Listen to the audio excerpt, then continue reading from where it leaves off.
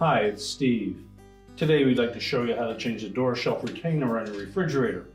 It's a really easy job. Let me show you how we do it. Now to do this repair, we're going to open up the refrigerator door. If the old trim piece is still on, you'll need to remove it. On the inside edge, simply pull away and lift up. And that will lift off the old retainer.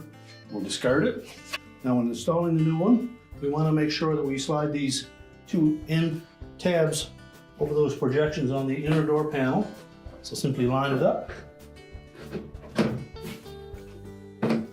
Press it down until the top of that retainer is flush with the edges of that liner.